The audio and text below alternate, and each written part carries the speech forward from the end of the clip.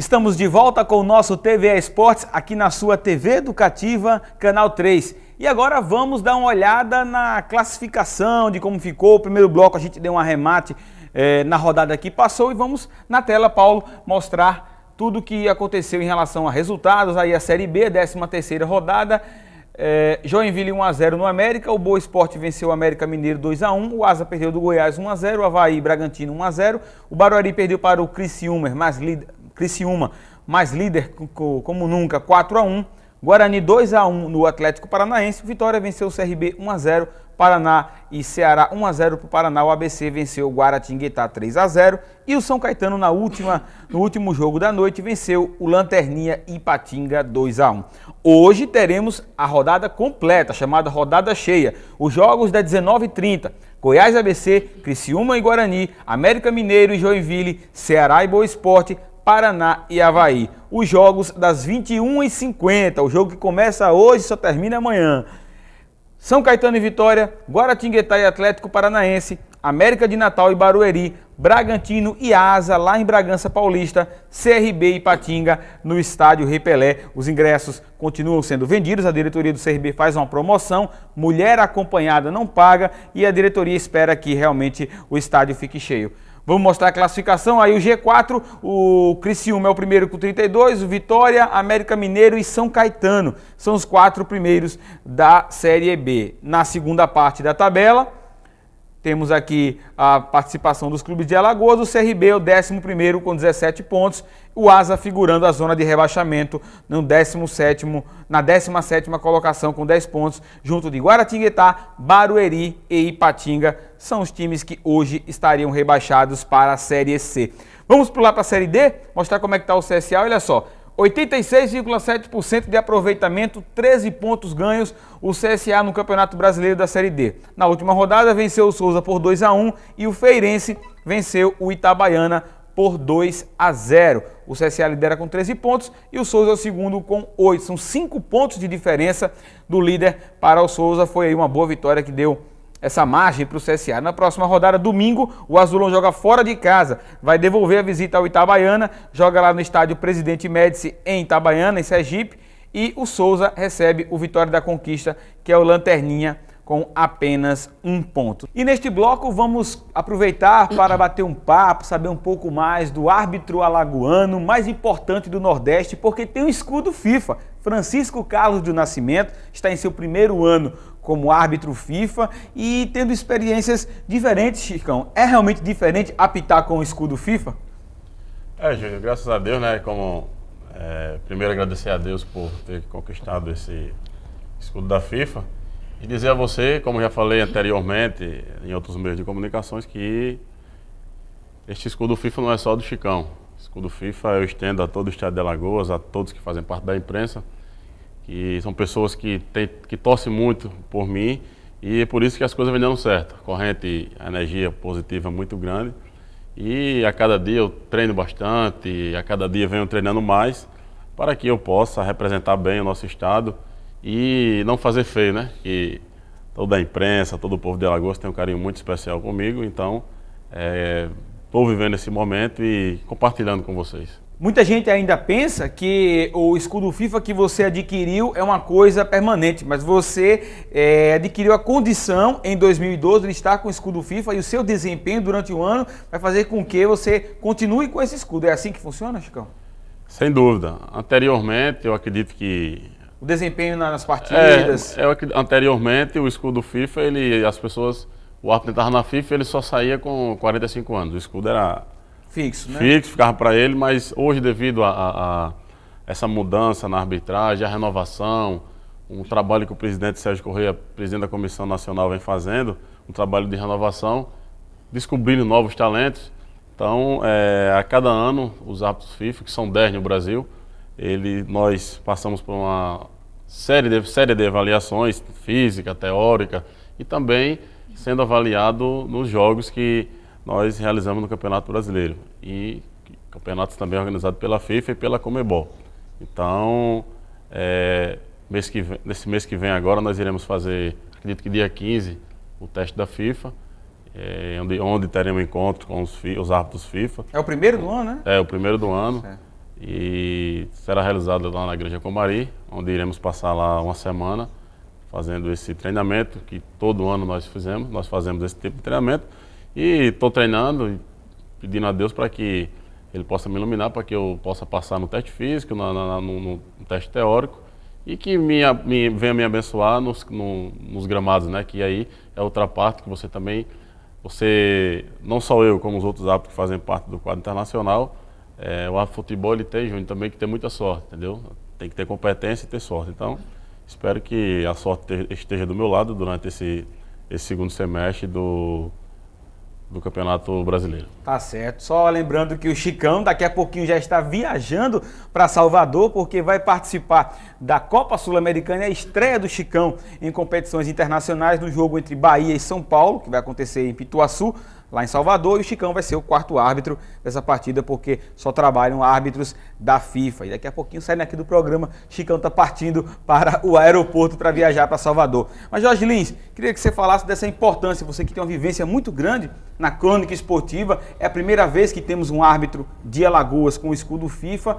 Que importância isso tem para o Estado, num contexto geral da crônica esportiva, Jorge? A importância é muito grande.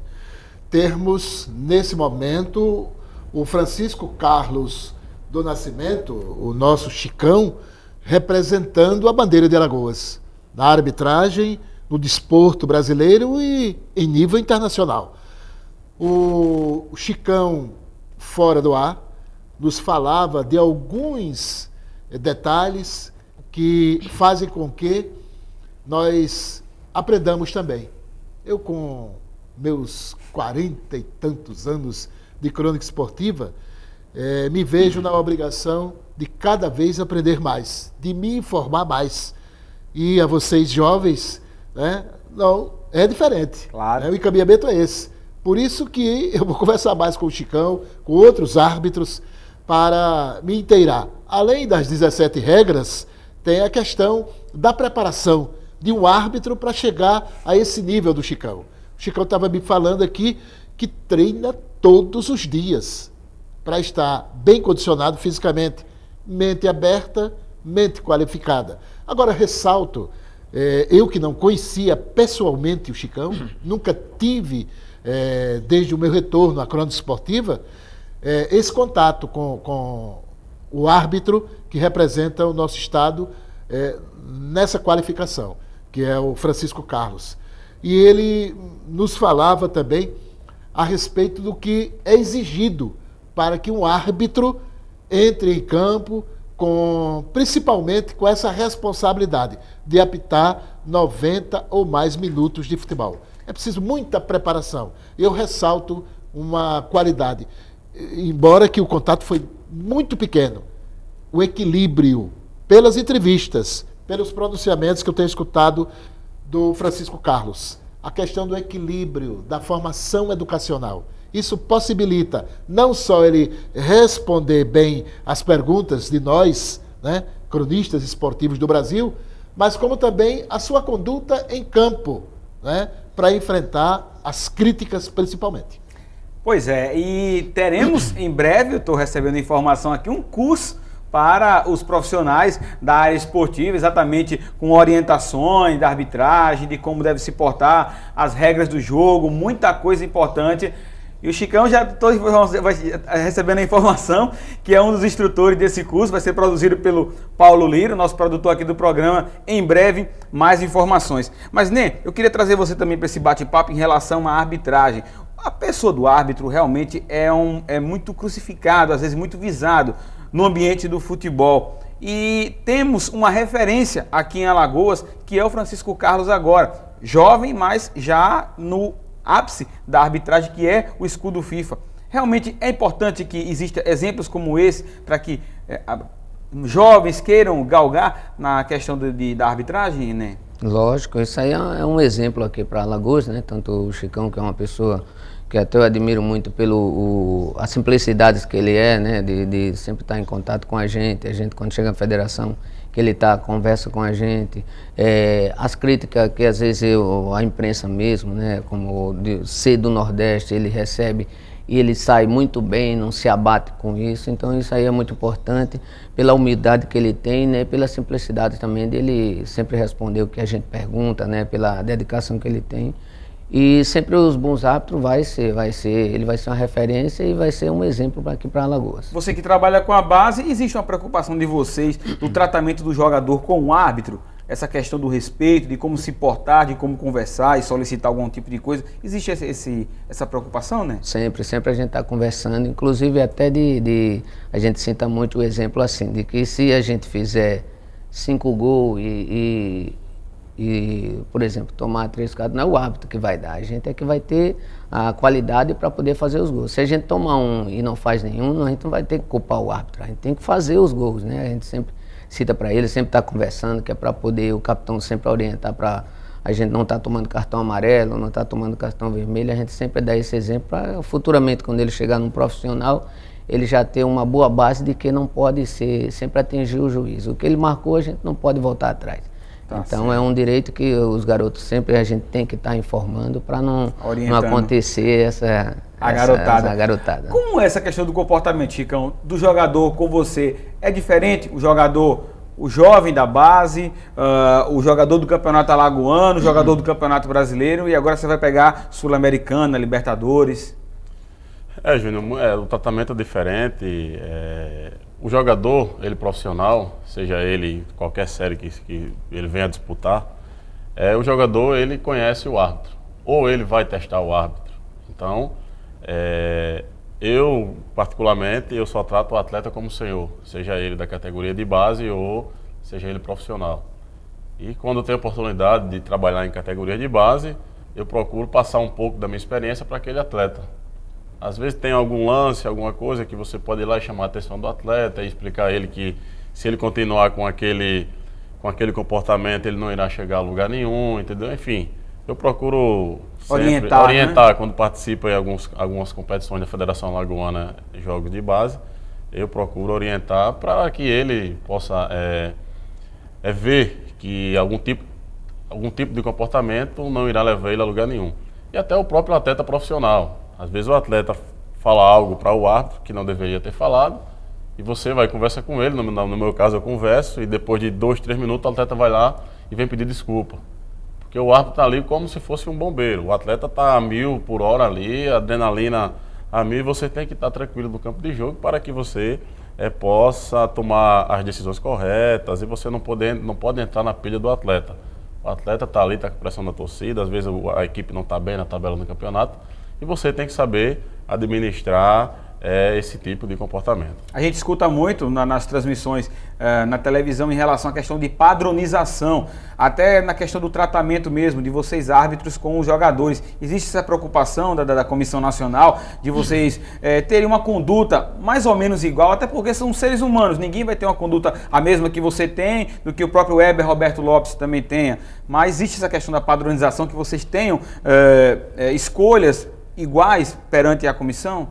Não, sem dúvida. A Comissão Nacional ela sempre bate nessa tecla de que o árbitro de futebol ele não pode, em nenhum momento, ele perder o controle emocional. Então, às vezes o atleta ele perde o controle emocional e existem situações que não dá para o árbitro segurar na conversa. Então, existe um limite e às vezes algumas equipes ou alguns jogadores por o atleta ser capitão da equipe, ele se acha no direito de querer reclamar e querer extrapolar com a arbitragem. Mas eu, particularmente, converso muito com o capitão da equipe antes e procuro passar para ele que ele é capitão da equipe dele. E eu, como árbitro da partida, sou digamos assim, o capitão da arbitragem. Na Série A hoje trabalhamos com 6 árbitros, na Série B já trabalhamos com 4, mas existe uma maneira do atleta se dirigir ao árbitro. Às vezes você vê um jogo de TV onde o atleta conversa bastante com o árbitro e às vezes até a própria imprensa fala, pô, esse cara está conversando com o árbitro, o outro foi falar só com ele e ele já divertiu o atleta com o cartão amarelo. Mas é diferente, às vezes tem um atleta que ele sabe conversar com o árbitro e aquele outro chega tentando... De maneira agressiva, de maneira... reclamar de forma assintosa, enfim. Mas eu acredito que a arbitragem, não só alagoana, mas como a arbitragem brasileira, está vivendo um grande momento. Estamos em uma época aí de Copa do Mundo aqui no Brasil, uma coisa que eu acredito que vai ser muito importante não só para a arbitragem, mas para o futebol brasileiro em geral. E acredito muito nessa nova safra de árbitros que estão surgindo, tanto em Alagoas como no restante do país. Tá certo. Queria saber de você, Jorge Lins, com toda a sua vivência, temos também que explorar a sua experiência aqui em relação a esse convívio árbitro-jogador. Realmente tem que existir essa conversa ou o árbitro tem que ser imponente, não pode dar conversa para jogador, tem que aplicar regra, o jogador também não pode procurar muito, tem que jogar a sua bola. O que é que você acha disso, Jorge? Primeiramente, existe um aspecto que eu gostaria de lhe pedir permissão, né, e a produção do programa, para que o Francisco Carlos emitisse a opinião dele em relação à minha resposta para você sobre uma curiosidade que eu também tenho e que o telespectador deve também possuir. É com relação à evolução da arbitragem em nível mundial, principalmente aqui no nosso país. Os pontos, né? Pontos de comunicação, essa coisa do quarto árbitro, do quinto árbitro. Agora existe os árbitros que... Adicionais, né? Então, o árbitro central, ele entra em campo preocupado, inclusive, com todo esse aparato, a responsabilidade de conduzir uma partida, 22 atletas, ainda responder a toda essa exigência da evolução tecnológica.